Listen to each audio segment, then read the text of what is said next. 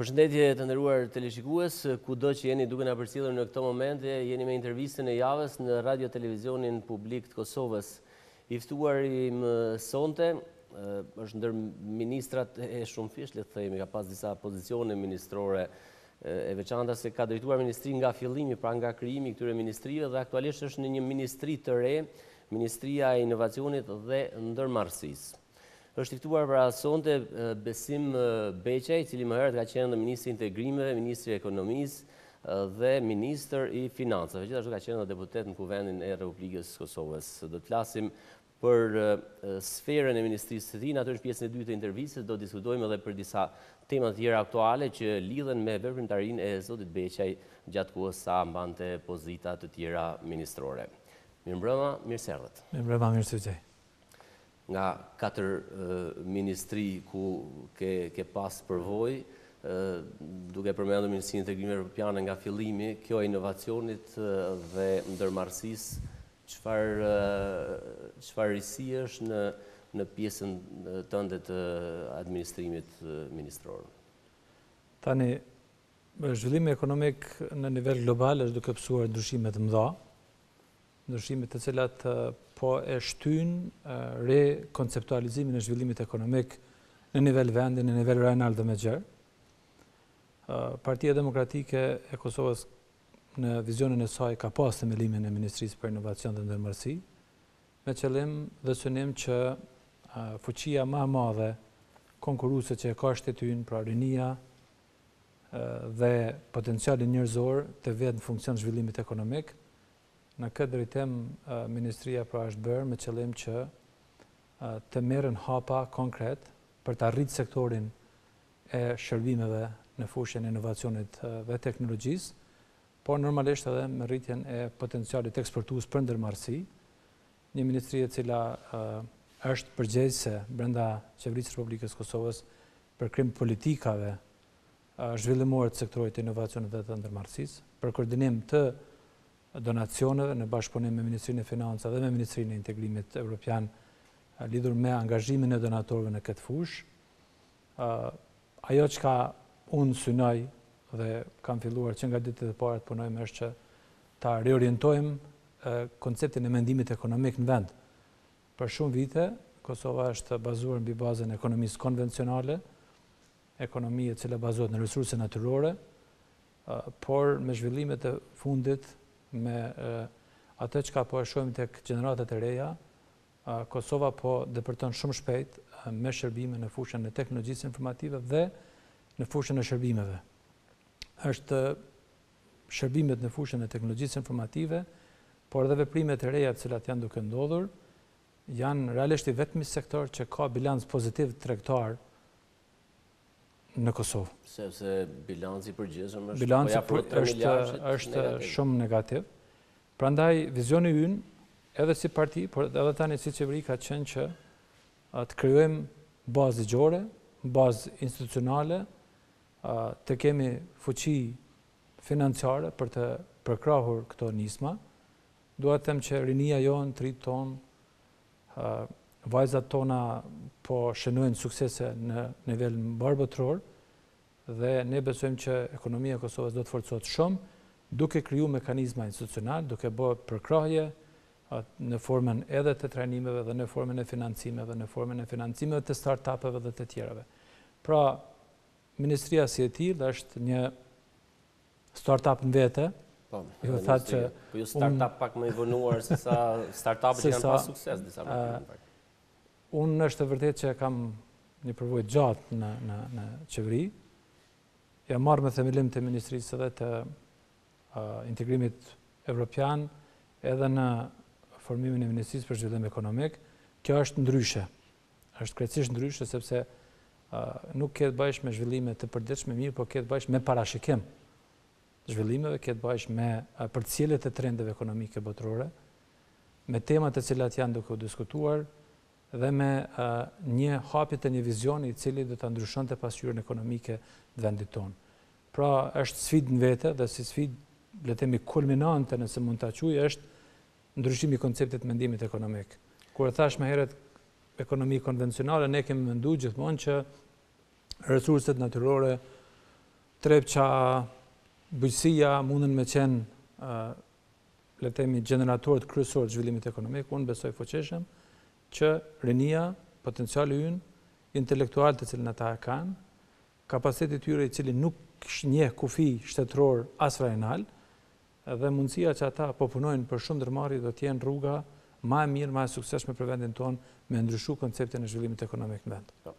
Në fillim fare të nisjes punës ministrisë, ju keni paraqit një program në kuadër edhe të programit qeveritar që është i ministrisë. Dhe deri tani ku jemi, s'është bërë ende një vit, kuptohet, një kohë e shkurtër, por a është në bazë të realizimit ky program i juaj, sepse nevojitet një kornizë ligjore, nga ana tjetër nevojitet sigurohen fonde për shtyrë përpara ato ide që ju i keni? Normalisht, kur e thash që ministria ka qenë startup, ne kemi funksionuar fillimisht. Startup ku keni mbrit tash. Kemi fillu me 3-4 vetë, është dashur që të konceptualizohet ministria. Ende keni konkurse në website-in e ministrisë. Po, të jepet ngjyra institucionale, të definohen përgjegjësitë e ministrisë, të amandamentohet rregulloria e punës së qeverisë, të cilën e kemi bërë, të krijohen dhe të qartësohen kompetencat e ministrisë, e cila gjithashtu është bërë, të bëjmë rregullor të brendshme të ministrisë për funksionimin e saj, mbi të cilin duhet të bëhet buxhetimi pastaj institucional. Edhe kjo është e bërë. Kemi krijuar një buxhet i cili është i mjaftueshëm për fazën në cilën e kemi.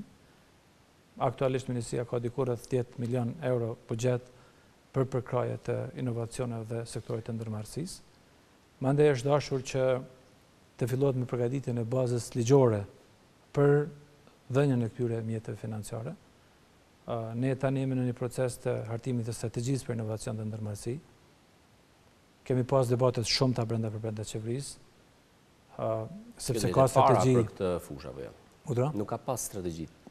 Ka pas strategji të natyra të ndryshme, për shembull, ka qenë strategjia për teknologji informative, ka qenë strategjia për inovacion në nivel të realisht ka qenë draft dhe është në përpillim e sipër dhe ligje në Ministrinë e Arsimit. Mirë po, nuk e ka pas asnjëherë fokusin e shfrytëzimit të teknologjisë informative me aspektin ekonomik, pra ndërlidhjen e saj për krijimin e vendeve të punës të qëndrueshme, për krijimin e efekteve ekonomike, rritjen e potencialit eksportues. Ne jemi tani në proces të hartimit të kësaj strategjie, e cila besoj deri në fund të këtij muaji do ta kemi draftin fillestar, të cilin do ta diskutojmë edhe me aktorë të tjerë, por edhe me publikun. Është formuar një grup pra ndërqeveritar i cili është duke bërë këtë hap. Dhe për ta plotësuar strategjinë, ne kemi filluar edhe procedurën për përgatitjen e ligjit për inovacion dhe ndërmarrësi, një ligj i cili synon të mbulan prej qendrave apo inkubatorëve të biznesit deri te akseleratorët, pra një proces i përgjithshëm, një cikël i përgjithshëm, prej momentit kur lind ideja, krijohet startupi, ka nevojë për financime deri tek akseleratori i cili ka nevojë për përshpejtim të zhvillimit ekonomik. Ky ligj është në debat publik për momentin, koncept dokumenti i ligjit, i cili pastaj do të shkon në qeveri. Dhe me këtë ne pastaj do ta kemi, le të themi, një kornizë ligjore të mjaftueshme që ministria të funksionon si e tillë dhe të jap efektet e veta. Për më shumë, ne së shpejti do të bëjmë edhe ftesën publike për financimin e organizatave jo qeveritare, konform regulativës. 10 milion është si vjet që do e ndani për këtë vit. Do të janë mbi 9.1 milion janë investimet që parashihen për kraje drejt për drejt, ndërmarrjeve të vogla, startupeve, ndërmarrjeve ekzistuese që kanë potencial për eksport, bizneseve që janë në pronësi të grave dhe cilat kanë potencial për rritje.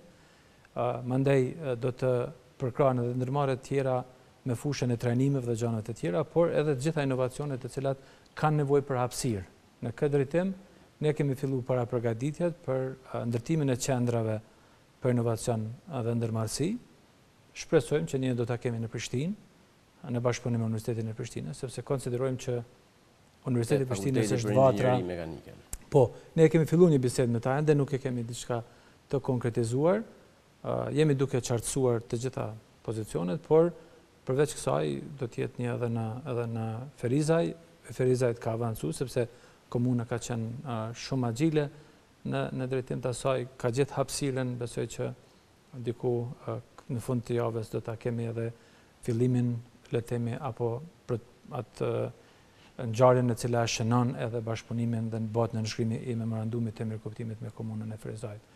Dhe ka veprime tjera të cilat janë gjithmonë në prapaskenë dhe të cilat besoj që do t'japin formën e vetë në drejtim të përkrajës së ideve të reja.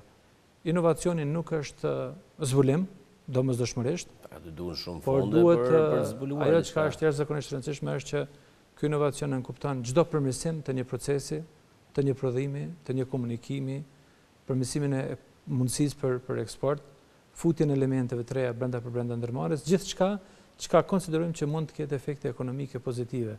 Pra, nuk është që mbulohet vetëm teknologjia e informacionit sikurse po transmetohet nga njerëzit, po perceptohet si tillë, por është një koncept i përgjithshëm dhe ne nuk kemi marrë hap që themi që inovacione apo sektorët që ne do t'i përkrajmë në inovacion janë ky sektor apo ai sektor, do ta lëmë të hapur sepse nga takimet që Ministria e Ndërmarrësisë. Po. Nga takimet që kanë pas me shumë inovatorë, do të shihet që ka shumë ide, të cilat duhet të materializohen dhe të cilat çdo ide ne konceptin e kemi që ti bëjmë ndërmarrje të cilat do të jenë të qëndrueshme në treg. Pra, ideja të gjenerohet, të përkrahet financiarisht nga Ministria, të krijohet subjekt i aftë për të konkuruar në banka për kreditim dhe pastaj të shndrohet në ndërmarrje të vogël e cila ka potencial për të rritur dhe për të krijuar vende pune. Pra, ky është cikli për cilin neve po flasim në ministrinë tonë. Megjithatë, kush do ketë përparësitë e projekte që do e vinë, se sigurisht do e vinë shumë projekte, bizneset në fakt qasja në burimin financiar nuk është edhe aq e madhe dhe kanë biznese vështirësi, mezi presin gjejnë mbështetje nganjëherë për idetë që kanë për të zgjeruar apo dhe për të nisur diçka nga fillimi. Pra, do të jetë përparësia te ato projekte që sjellin ide për të krijuar vende pune apo si do e bëni selektimin e tyre? Tani, ne çdo avancim të një procesi, siç e përmenda më herët, do ta trajtojmë me prioritet në kuptimin e përkrajës tonë financiare. Përkraja jonë financiare janë grante, do thotë të cilat kanë nda buxheti shtetëror, qeveria e vendit, dhe cila synon që të multiplifikohet vlera e paras për investim. Pra, do të ketë një ekip profesionale e cila do të banë vlerësimin, unë nuk do të lejoj që vlerësimi të bëhet brenda këtë po e them. Nuk do të lejoj që të bëhet ekskluzivisht brenda ministrisë, sigurisht që kur ndahen fondet edhe për organizatat jo qeveritare, edhe pas aprovimit të udhëzimit administrativ për sektorin privat, ne do të kemi përveç komisioneve obligative ligjore, do të jenë të hapur edhe për shoqërinë civile në fushën e observimit, sepse besoj që bota akademike mund të jap kontribut shumë të madh në vlerësimin e këtyre ideve dhe potencialet të cilat na vijnë. Për më shumë, unë dua të jem falënderues për qeverinë gjermane, për GIZ-ën, që është agencioni zhvillimor i qeverisë gjermane. Ata kanë treguar në interesim për bashkëfinancim. Unë kam dërguar në qeveri një propozim për bashkëfinancim me GIZ-ën në një projekt që thirret CETEB dhe është projekt i cili promovon zhvillimin dhe eksportin e ndërmarrjeve të Kosovës.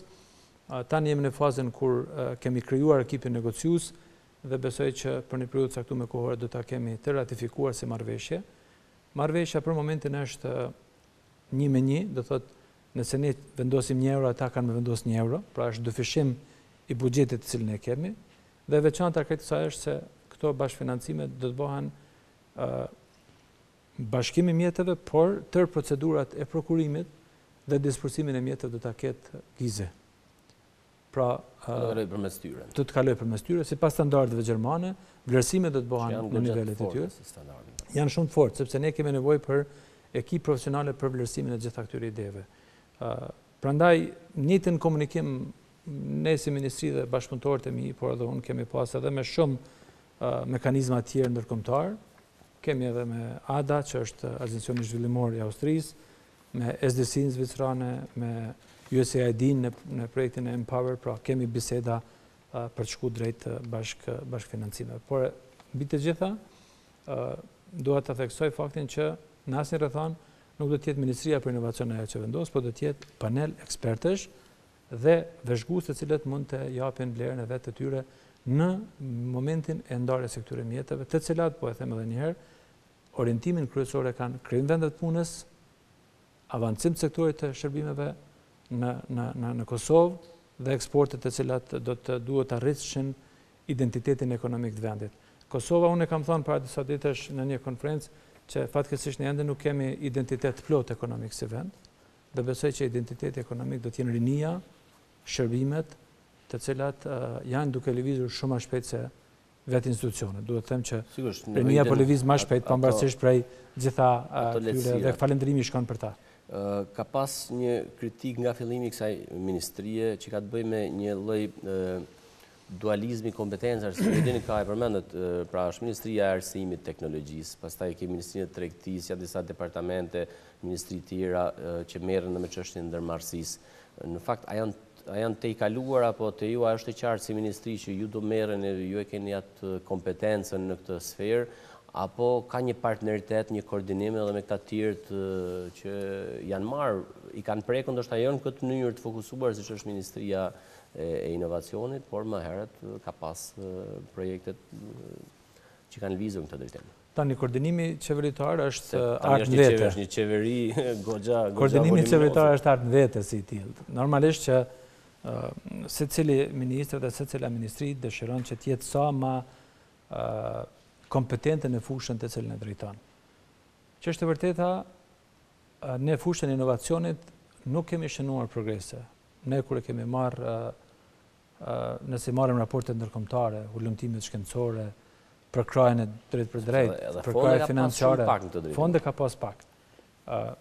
Dhe vetë zhvillimet e mëdha në botë të cilat po ndodhen në drejtim të kësaj revolucionit 4 industrial e ka ndryshuar tërësisht konceptin. Pra, duke qenë që kam një përvojë gjatë institucionale, unë nuk jam diku nga ato dhe kam pas biseda edhe me kolegë ministra gjithë që kjo ministri nuk do të merret me asnjë procedurë administrative. Do thotë, procedurat administrative le të bëjnë të gjithë të tjerë. Kjo do të merret kryesisht dhe në mënyrë ekskluzive, jo kryesisht, por në mënyrë ekskluzive me përkrajën e sektorit privat në bashkëpunimin me ta, në mënyrë që të rritet efekti i investimit paras publike me zhvillim ekonomik dhe me krijim vendeve të punës. Pra, në këtë drejtim ka marrë kohë derisa është bërë ndryshimi i rregullores për funksionimin e qeverisë Republikës Kosovës, ku janë definuar dhe tani kemi të definuar të gjithë kompetencat. Normalisht ku është diçka aktuale, ka pak tendenca që edhe të hyet në fushat e njëri tjetrit, por edhe të hyet fushat e njëri tjetrit jemi një institucion, një qeveri, një vend i vogël i cili po pretendon që ta vënë në spikam asetin kryesor. Dhe aseti kryesor janë të rit. Aseti kryesor janë djemt dhe vajzat tona të cilët po e shpërthejnë shumë më shpejt këtë, le të themi, kufirin imagjinar ekonomik se sa institucionet. Ka kompani, na kemi shumë startupe të cilat... Ju keni vizituar disa biznese, në fakt disa kompani që kanë treguar sukses, kanë rritur qarkullime milionëshe brenda vitit, që nuk është pak për në rrethanat e Kosovës. Në fakt, çfarë kërkojnë këto kompani nga shteti dhe çfarë shohin si sfidues apo pengesë në zgjerimin e biznesit tyre? Tani, këtu vlen të përmendet Innovation Center of Kosovo, ITK-ja, e cila kur ka filluar para 5 vitesh, po thuaj se ka qenë e pa imagjinuar. Tani është bërë e famshme. Po është bërë jashtëzakonisht aktuale, sepse ato ndërmarrjet cilat kanë krijuar gjenezën e parë dhe kanë bërë hulumtimin e produktit aty, po japin rezultate të rëndësishme ekonomike. Kemi ndërmarrjet cilat kanë dalë para një viti gjysmë si startupe nga ICK-ja dhe cilat sot punojnë kryesisht për tregun amerikan. Ne sot ishim në një konferencë me Microsoft ku flitet për cloud teknologjinë dhe rujtjen e dhënave, qendrat e dhënave. Pra gjanat po zhvillohen në mënyrë shumë të shpejtë. Dhe ky koncept dhe kjo përkraje, këto kompani që i kanë vizituar, me thonë të drejtën ma kanë krijuar një vizion shumë qartë se shërbimet dhe trit të cilët nuk kanë mundësi dhe nuk dëshirojnë të merren me gjana ditore, por të jenë shumë praktik, kërkojnë veprime ligjore të reale, të vërteta, jo filozofi politike të cilat nga njëherë në Ballkan janë aktuale, janë të lodhur nga këto. Ata kërkojnë korrektësi ligjore, kërkojnë përkraje financiare konform rregullave ligjore, dhe kjo më ka bërë të ndihem shumë mirë, do thotë gjatë krejt këtyre vizitave, sepse Ministria e Inovacionit do të jetë një vatër e cila do t'ia ofron atë mundësi. Por mu ka dashur të t'ju shpjegoj që nuk duhet shihet Ministria e Inovacionit dhe Ndërmarrësisë si burim i parasë lehtë për ta, e cila nuk do t'jep efekte, do të ketë vlerësime ekskluzivisht shumë profesionale, shumë korrekte për të lansuar një produkt. Shifni, ne në takimet që i kam pas me inovatorët, jam mundu me identifiku gjithë inovatorët, i kam thirrë në zyre, jam taku me ta. Ata nga njëherë e kanë perceptimin që si të vinë në qeveri... që janë kohën, me thënë drejtën, po prandaj, ata mendojnë që si të vinë në ministri duhet me dalë me përkraje financiare, ne kemi kufit ligjor, i kemi kufizimet ligjore, s'kemi bazë ligjore të mirëfill, por... Një bazë që po e kryoni. Një bazë të cilën jemi duke kryuar në mënyrë shumë aktive, por që në momentin kur kemi folë, hajde të flasim sa patente ne kemi të regjistruar në Kosovë, fatkeqësisht numri është më pak se 50, të cilat janë të regjistruar në Ministrinë e Tregtisë Industrisë, por që ky është vetëm një veprim administrativ i cili nuk tregon për pjekurinë profesionale dhe rezultatet e një projekti të tillë, i cili kërkon pra një standardizim dhe akreditim ndërkombëtar. Dhe ne ju kemi thënë që të gjitha idetë të cilat kanë potencial, në momentin kur të krijohet baza ligjore, ne do t'i përkrajmë financiarisht për të dalë jashtë, për ta testuar produktin dhe për të marrë njohje ndërkombëtare. Pra nuk është perceptimi i tillë që është kriju ministria, ne do të shkojmë me një dy faqe një projekt, i cili nuk është prezantuar para asnjë paneli profesionist, do të prezantohen para paneleve profesioniste dhe pastaj do të merren veprime të cilat normalisht do të jenë konform për realizimin e atyre ideve që kanë efekte ekonomike. Megjithatë, kur i thonë të rrim me këmbë tokë në Kosovë, jemi sektori i teknologjisë, inovacionit, ku vendet e përparuara kanë ecur shumë përpara, kompani gjigante që dominojnë botën sot, janë qarkullime shumë miliardëshe, është shumë i kushtueshëm dhe kërkon nga ana tjetër një staf shumë të kualifikuar. Për shembull, ju jeni profesor në Universitetin e Prishtinës, aty në këto drejtime teknike, kompjuterike, nga njërë shpesh mbesin ato vendet bosh, sepse nuk shkon njëri të studiojë, gjithë vërshojnë juridik, ekonomik e të tjera. Pra, si do të kombinohen këta dy element, edukimi në njërën anë që çalon Kosovë, pra duhet ta pranojmë, kjo është e vërteta, dhe nga anë tjetër, pra pjesa e investimeve të mëdha. Tani, vizita ime e parë zyrtare ka qenë në Universitetin e Prishtinës, të rektori dhe të burtit. Nuk ka takuar që shkoni aty se? Për dy arsye. Një, jam punëtor universitar që nga vitin 1996 dhe vazhdoj të jem me kënaqësi të bashkëpunoj dhe të punoj me studentë cilët janë me të vërtet një numër i tyre janë të shkëlqyeshëm, të cilët meritojnë më shumë, meritojnë programe më të qarta, programe të cilat janë të matshme në kuptimin ekonomik dhe ka nevojë që ajo që po quhet tani kurrikula apo plan programet të harmonizohen me nevojat e ekonomisë. Kjo është oferta që ne kemi bërë si Ministri edhe Universitetit të Prishtinës. Kjo ka qenë arsyeja pse kemi komunikuar edhe për gjetjen e hapësirës së vendosjes së një qendre të tillë për inovacion në kuadër të universitetit. Dhe meqense jemi duke folur për potencialin ekzistues në vend, besoj që jeni të informuar qeveria ka marrë një vendim që në bashkëpunim me qeverinë gjermane ta transferon edhe qendrën apo kforin gjerman, qendrën e Bundeswehrit gjerman, i cili për gati 20 vite ka qenë aty për të përkrahur në format tjetër zhvillimin e Kosovës dhe që nga 1 janar vitit 2019 do të qëndrohet në park për inovacion dhe ndërmarrësi gjermano-kosovar. Realisht tu do të bëhen shumë trajnime, është një grup drejtuesi i cili është kamerët me terma të referencës dhe të përgatitet, por që do të jetë goxha sfiduese për ta populluar me njerëz një hapësirë të madhe, dhe unë bëj ftesë publike për gjithë ato ndërmarrje të cilat kanë partneritet ndërkombëtar apo ndërmarrje të cilat kanë mungesat të hapësirave, që ta konsiderojnë parkun si një opcion. Ne synojmë që përmes këtij parku të bëjmë qendër rajonale, qendër e cila realisht do të shfrytëzohej nga Shqipëria, nga Macedonia, nga Kosova, nga Malezi, sepse jam shumë i bindur që potenciali njerëzor në Kosovë është më i mirë se sa në këto vende tjera të rajonit. Dhe këto duhet ta shfrytëzojmë edhe reputacionin e shtetit gjerman, i cili është treguar i gatshëm që mos ta ul, le të themi figurativisht, flamurin gjerman, por ta ngrit në një veprim krejtësisht tjetër, i cili lidhet me cilësinë e jetës së qytetarëve të vendit.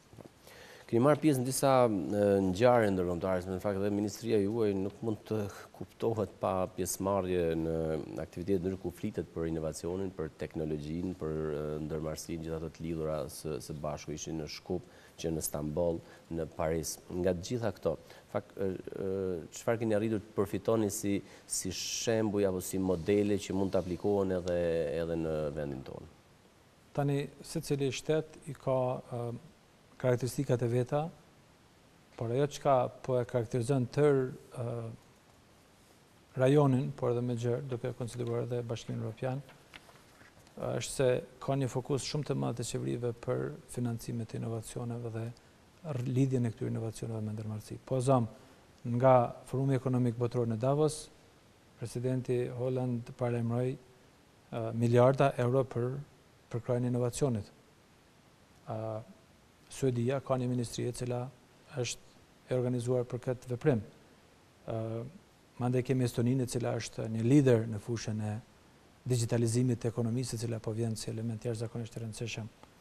Turqia, e cila është duke lëvizur në fushën e krijimit të vendeve të punës, nëse e krahasoni me Evropën, shumë më shpejt se sa Evropa.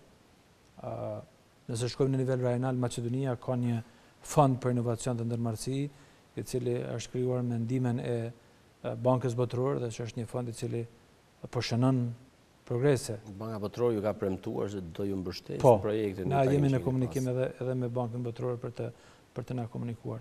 Unë para ca ditësh kam qëndruar edhe në Kroaci. Kroacia ka një strategji të jashtëzakonshme sa i përket përkrahjes inovacionit dhe ndërmarrësisë. Pastaj Slovenia është një nga vendet në nivel të lartë të Bashkimit Evropian. Pra po tentojmë që të marrim eksperjenca. Ato eksperjenca jo me i marrë dhe me fillu me i zbatu ekskluzivisht në Kosovë sipas standardeve të tyre, të marrim, të trajtojmë, të përkthejmë në kuptimin e nevojave dhe potencialit që kemi në vend dhe pastaj të hapet rruga. Por po e them edhe një herë që rinia jon, trit ton, janë duke lëvizur shpejt dhe prej pranvera Jusenit që ishte rasti i fundit nga veshtrimet në gjithësi, deri tek open data dhe shumë collaborate apo këto ndërmarrje po na tregojnë që apo themi gjirafa dhe shumë tjera, unë kërkoj falje për atyre të cilët ndoshta e kanë vizituar dhe s'mund të përmendem secilin, por janë ndërmarrje të cilat po rriten me 10 herë brenda vitit. Dhe kjo tregon nevojën e rikonceptualizimit ekonomik të vendit tonë, dhe këtë jemi duke bërë, duke marrë përvoja nga jashtë, duke adaptuar ato sipas nevojave të vendit tonë, duke krijuar një bazë ligjore, një bazë institucionale, një bazë financiare dhe mbi këtë bazë pastaj të krijojmë efekte ekonomike. Sigurisht, këta janë shembuj të mirë që duhet ndjekur, por ekonomia marrë në përgjithësi, ju e dini, është kjo ekonomia ku dominon tregtia, shit blej, njerëzit që përfaqësojnë kompani, shesin blej, nuk është se ka një le të themi një boom teknologjik apo inovativ, pavarësisht këtyre rasteve që është e vërteta kështu janë, raste që kanë pas sukses. Sepse ka, për shembull, me mira të ri dalin në tregun e punës me diploma çdo vit. Zgjejnë dot një tani ministria ju nuk është se do e ka Chelsea-n e jo, nuk as nuk e marrat përgjegjësi. Por normalisht mund bëhet diçka. Ka ekonomia jone është rritur më shumë se sa në vendet e rajonit ndër vite. Duhet të kuptojmë që ne jemi 10 vjet shtet, tranzicioni ka shumë më vonë, tranzicioni po kryhet më shpejt se sa në vendet tjera të rajonit. Është kriju një stabilitet i cili në momentet caktuara ka pas edhe probleme. Kemi edhe veprime të cilat jo gjithmonë kanë shku për shtati për tërheqjen e investimeve, veprimet politike. Pasiguria politike është element jashtëzakonisht i rëndësishëm. Ajo çka dua të them edhe një herë dhe po e përsëris, ndoshta nuk po bëhemi tepërt, është se fusha e shërbimeve dhe potenciali njerëzor për rritjen e konkurrenceshmërisë së Kosovës, unë besoj që është çelësi kryesor të cilin të gjithë prej shkollës fillore, shkolla mesme, fakultetet, ndërmarrjet, të gjithë duhet familja, sepse nuk ka edukim pa funksionuar tërkëndshëm i famshëm në sistemin e edukimit, duhet të koncentrohemi që të hapim këtë rrugë, sepse ne nuk kemi industri automobilistike, s'mund të kemi industri të tjera. Është diçka të cilën neve mund të shkojmë në avancimin tonë, le të themi, në fushën e bujqësisë. Kemi bërë shumë avancime, por duhet të prezantojmë ato produkte dhe në anën tjetër shërbime të cilat ndërmarrjet e mëdha kanë nevojë për faktor njeri. Dhe me globalizmin i cili që quhet ajo The World is Flat, libri famshëm ku flet për atë nivelizimin apo rrafshimin e botës, individi është duke bërë faktori kryesor në nivel të globalizimit të përgjithshëm. Prandaj në këtë drejtim besoj që Kosova ka fuqi, vetëm se duhet të orientohet drejt synimeve të saqeve të caktuara, të qarta, të përkrahura me ligj, të përkrahura në mënyrë financiare nga shteti dhe normalisht mos pengohen nga zhvillime të tjera. Natyrisht edhe edukimi, arsimi se partia juaj PDK ka pas mbajmën një nga fushatat elektorale atë motën për të modernizuar shkollat, për të futur teknologjinë, për të avancuar gjitha këto, sot shkon shkollat publike apo dhe private, nuk është se kanë ecur ai shumë në këtë drejtim, nëse bëjmë një krahasim të heqim paralele me vendet që kanë nivel tjetër. Zhvillimi ekonomik dhe edukimi nuk janë akte momentale. Janë proces. U bën gati 2 dekada pas janë procese, sepse po e them me kompetencë, Partia Demokratike ka gjetë shkolla nëpër kontejner. Do thotë prioritetet janë është ecë si objekte. Po flas se nuk mund të vlerësojmë sot sipas standardeve të sotme punën e cila është bërë para 20 vitesh, sepse kanë qenë prioritete të tjera. Normalisht që ka nevojë që arsimi të orientohet drejt efekteve ekonomike dhe drejt rritjes së konkurrencëshmërisë së njerëzve tonë kur dalin në tregun e punës, është jashtëzakonisht e rëndësishme. Unë kur kam ardhur në këtë ministri dhe kam pa që shumë ndërmarrje private në brendin e tyre bëjnë akademi trajnuese për me trajnu njerëzit që dalin nga fakultetet para se të fillojnë punën, nuk është sinjal i mirë, ne duhet ta kuptojmë, janë gjërat të cilat kanë ndodhur dhe normalisht kjo duhet të adresohet. Por prioriteti është lidhja, po them edhe një herë, edukimit, jo të bëjmë edukim, jo të bëjmë master do si do, po të bëjmë edukim i cili është në harmoni me nevojat ekonomike. Natyrisht punëton si shef performancën dhe aftësinë për t'ju përgjigjur një vendi pune, sepse ato diplomat mund të jenë si dekor në fundin se nuk është jaftë profesionalisht. Mirë, kjo pjesa e ministrisë suaj besoj që e përfshim, nuk na ka mbetur tani mbetet kur ju të shpallni ato konkurse, të shohim kush do konkurrojë dhe sa do jenë efektive, pra të matet fonde që ju keni në dispozicion që mund të shtohet nëse bashkëpunoni edhe me gizin gjerman, siç e thatë. Do kalojmë pak te disa tema të tjera, sepse publiku në fakt mund të jetë interesuar për këtë pjesën e teknologjisë, inovacionit, ndërmarrësisë, por shpesh më shumë interesohet se çfarë po ndodh në këto raste, siç janë raste të mëdha. Keni qenë i përfshirë, keni qenë Ministri i Zhvillimit Ekonomik në procesin e privatizimit të PTK-s. Një tentativë që ju e dini që mbriti deri te debati politik në kuvend dhe më pas realisht dështoi pra si proces dhe nuk i ushit kompanisë Aksos që e kishte dalë fituese në një proces tenderimi me 270 milion euro. Tani historia ju dini si shkoi. Disa vjet ka pas akuza nga më të ndryshmet që janë adresuar edhe ndaj jush si ish ministër, jo vetëm ndaj jush, por ndaj qeveritarëve, politikës në pushtet. Arbitrazhi, për fat të mirë të Kosovës, se ka qenë një padi goxha e rëndë në arbitrazh, disa qindra milionë euro që ka kërkuar Aksosi për ndërprerjen e këtij procesi.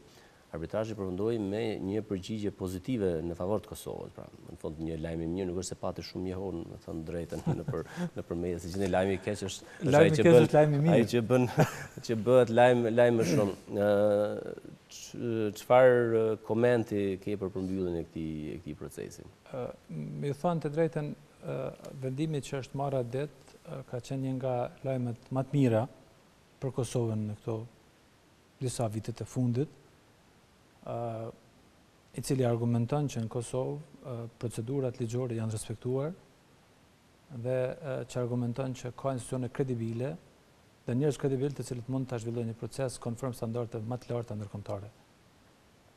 Është e vërtetë që është bërë debat jashtëzakonisht i madh, debat i egër, debat jo parimor, kanë folë njerëz të cilët kur në jetën e tyre nuk i kanë lexuar dy faqe për këtë farë çështje.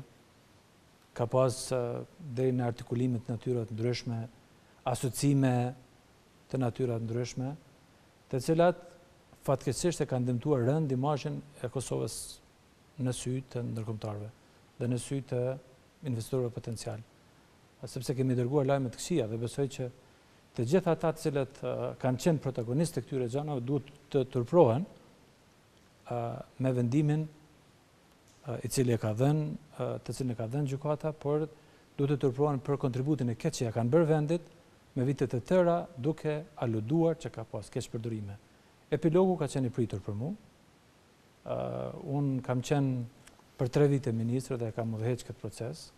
E kam udhëheq mbi bazën e ligjeve të vendit, mbi bazën e praktika më të mira ndërkombëtare, me ekspertizë ndërkombëtare. E kam shpjeguar këtë çështje shumë herë, qoftë media, qoftë në institucione, qoftë parlament. Në momentin kur ka filluar procesi i arbitrazhit, unë nuk jam prononcuar më për këtë, sepse kam konsideruar që puna duhet të koncentrohet diku tjetër tani. Po arbitrazhi e kishte. Dhe këtu dua të falenderoj ekipin i cili ka qenë i angazhuar në mbrojtje, po e shpalos për herë të parë. Në emër të qeverisë të Kosovës kam qenë unë, ka qenë Fadil Ismaili, ka qenë kreshniku nga Agencioni Regulativ dhe ka qenë profesor Qerimi nga Universiteti i Prishtinës, me tërë ekipin tjetër që është pjesë e Ministrisë së Zhvillimit Ekonomik. Është bërë një punë e shkëlqyeshme edhe nga përfaqësuesi ynë ligjor, por aty ku flasin faktet, aty ku flasin dokumentet, aty ku flet vendimi mbi bazën e ligjeve, të gjitha tjerat mbesin në nivel të fjalëve. Është pretenduar që Kosova do të falimenton për kësaj, siç e dini, vendimi është i plotfuqishëm, është një vendim i cili realisht na ka mundësuar që ne të dërgojmë mesazh të mirë tek vendi, por edhe tek ndërkombëtarët që puna e cila është bërë përgjatë këtyre viteve është bërë punë mbi bazën e ligjeve. Nuk do të mund të mbrohej nga askush nëse do të kishte shkelje të ligjeve dhe rregullave ndërkombëtare. Kemi një rast më herët kur BTK psoi në arbitrazh me Z-Mobile për kompaninë. Unë nuk dua të komentoj rastet e tjera sepse nuk kam informacion. Po bëjmë një paralele, kështu është vendimi. Është e vërtetë që ky ka qenë një fitore e madhe dhe një sjellje e Kosovës serioze karshi investorëve potencial serioz. Pra ne flasim për mesazhe të mira dhe këtu dua të them edhe një herë, do duhej të gjithë ata njerëz që për vitet tona kanë trumpetuar për vepra korruptive, për vepra të shkeljeve ligjore, për vepra të shkelje të standardeve ndërkombëtare, që është një mësim që nuk është mirë që të flitet në dëm të vendit atëherë kur nuk ka argumente dhe kur nuk ka fakte.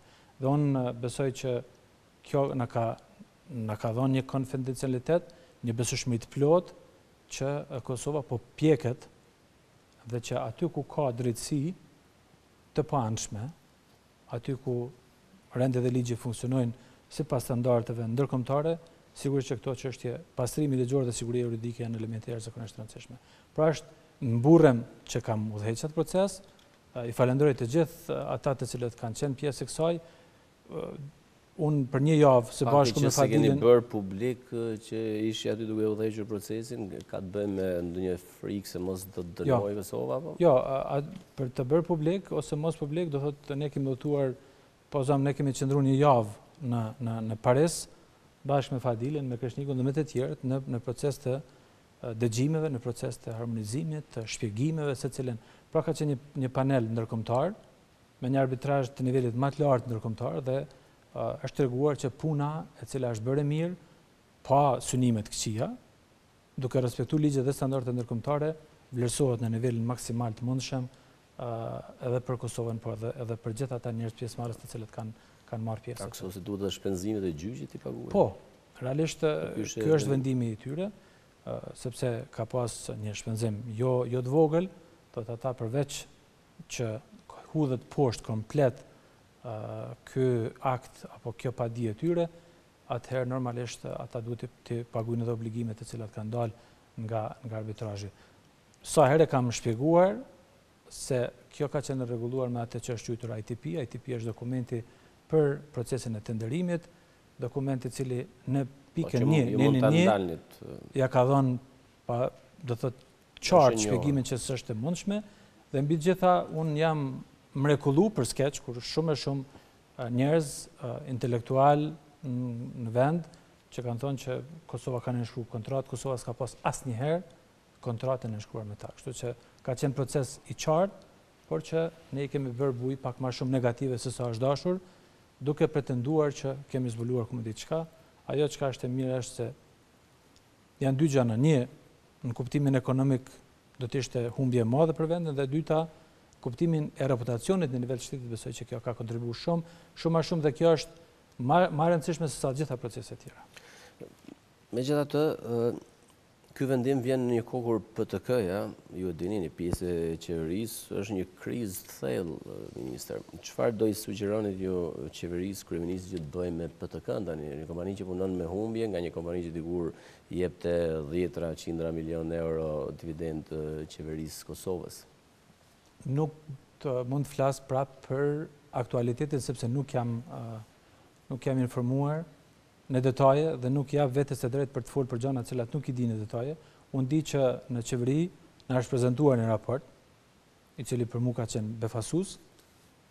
Dua të them që në kohën kur unë kam udhëhequr ministrinë dhe atëherë ka qenë kompetencë e ministrit për të kriju politikat, por jo për operu dhe për të hyrë në pjesën operative të PTK-s, atëherë ne kemi pas mbi 100 miliona për një periudhë 3 vjeçare dividend.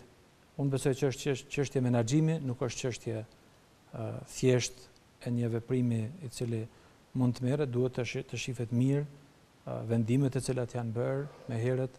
Ka pasur vendim për mos të punësimeve, po dëgjoj që ka punësime, nuk e di, po dëgjoj që ka punësime. Kur është nal procesi i privatizimit, unë në emër të komitetit qeveritar për ndërmarrje publike ju kemi lejuar që të bëjnë investimin në mënyrë që ta zëjnë hapin. Pra nuk i di detajet, kështu që nuk jap vetes të drejtë të flas më shumë për këtë çështje. Megjithatë, pavarësisht gjitha këtyre që i përmendet, edhe rastit të arbitrazhit, duket se mund keni punë me drejtsinë kosovare për njërin nga rastet. Jeni informuar nga media, në fakt edhe ju, edhe opinioni publik, për ato që quhet afera pronto në përgjigje telefonike, ku figuroni edhe ju në një dialog në vazhd në këtyre publikime që janë bërë në media, në fakt që i takoi një periudhë goxha të mëhershme. E keni bërë edhe një letër, pra keni reaguar për këtë rast. A ndiheni përgjegjës moralisht, flas sepse juridikisht do jetë drejtësia ajo që e gjykon pastaj dhe që do vendos kjo drejtësi çfarë është në Kosovë? Tani unë edhe në përgjigjen time që i kam dhënë, ka qenë që një punë e ministrit të udhëheqet mbi bazën e programit qeverisës dhe mbi bazën e ligjeve. Unë shumë herë kam dhënë deri tash shpjegimet edhe për rastin të cilët ju përmendet, por edhe për atë rastin tjetër të Kecit që është pretenduar që kanë filluar hetimet, spaku unë jam informuar vetëm nga media, nuk kam dhënë informat tjetër më shumë. Nga momenti kur kjo është punë e drejtësisë, duke qenë institucionalist, nuk do të flas për to. Kam fol, opinioni e din përgjigjen time për këto. Puna është bërë mbi bazën e ligjeve dhe standardeve më të larta ndërkombëtare, mbi program qeveritar. Është punë, çdo veprim është punë kolektive, do thotë është punë në emër të qeverisë së Republikës Kosovës, mbi bazën e aktiviteteve të cilat i kam pas si ministër, dhe ajo që kam mund të them është për momentin se i besoj drejtësisë, do të flas aty ku duhet më fol. Do të flas aty ku duhet më fol dhe do ta them edhe një çështje. I siguroj gjithë qytetarët se atë ditë kur të na thrasin organet kompetente, do të marr ditë pushimi, do ta lajmëroj kryeministrin, do ta caktoj. Ju ka paralajmëruar që do ta caktoj zëvendës ministrin ushtrues të detyrës në mënyrë që të shkojë si qytetar i thjesht për t'i dhënë shpjegimet e mia për procesin e verë. Pra që i bie do të rriqi nga pozicioni juaj? Jo, thash për një ditë. Për një ditë? Për një ditë. Se do të bëj për pak lajm në media, me që është 9 maj, dita e Evropës. Do të marr ditë pushimi dhe për të kënaqur formën e bazës ligjore, sepse që mos ju akuzoj dikush edhe për këtë pjesën këtej nga qeverimi, që është Dita e Evropës, është 9 maj, në fakt, edhe flitet shumë për integrimet europiane, për liberalizimin e vizave dhe sundimi i ligjit është pika e vetme se demarkacioni kaloi. Mund t'jeni ju, a i druni si mund t'jeni ju njëri nga kurbanët për liberalizimin e vizave, sepse kështu po, këtu janë komendën përgjithësi, më shumë nuk është se është diçka zyrtare që thuhet kështu po. Unë dua të them edhe një herë, kur të vjen rradha për të folë në mënyrë profesionale dhe të argumentuar, do të flas aty ku është vendi, nga momenti që ka filluar i respektoj institucionet e vendit dhe nuk do të jap asnjë koment derisa të përfundon i tërë procesi, atëherë mund të flasim. Dhe pavarësisht se hezitoni të bëni komente dhe kam qartë që kështu do vazhdoni ndoshta edhe për këtë pyetjen e fundit për çështjen hidrocentrale, se disa ish ministra tjerë kanë folur dhe kanë thënë, ajo që e pash fakt në një emision televiziv këtu në RTK që është transmetuar, se nuk kanë pas informacion se do jepeshin edhe 4 hidrocentrale. Po e them edhe një herë, unë kam shpjeguar këtë çështje shumë herë për publikun, tash do të flas aty ku duhet të flitet. Kjo është me qëllim që të respektoj institucionet e vendit dhe të respektoj vetveten dhe të respektoj të gjitha të punë të mundeshme që është bërë me vitet e tëra në respektim të ligjit dhe në respektim të standardeve më të larta ndërkombëtare. Që i bie se nuk do të tërhiqeshit nga ajo që ndodhi me KEC-in, pra me privatizimin e distribuimit. Pra po e them, nuk për këtë moment jam marrë vesh me veten që nuk do të flas më për këtë çështje. Vetëm me veten, jo me veten, normalisht në kuptimin e rujtjes së konfidencialitetit dhe seriozitetit të çështjeve të cilat normalisht duhet të trajtohen. Ministër, faleminderit shumë që ishim mysafir sonte në programin tonë, në intervistën e javës në RTK dhe shpresoj që inovacionet e ndërmarrësia të ecin në Kosovë dhe të jepni edhe ju një kontribut në këtë drejtim. Faleminderit. Ishte Besim BEQAJ, Ministër i Ministrisë së Inovacionit dhe Ndërmarrësisë, që ndërën me me programin vazhdim të televizionit publik. Do shihemi pas një jave.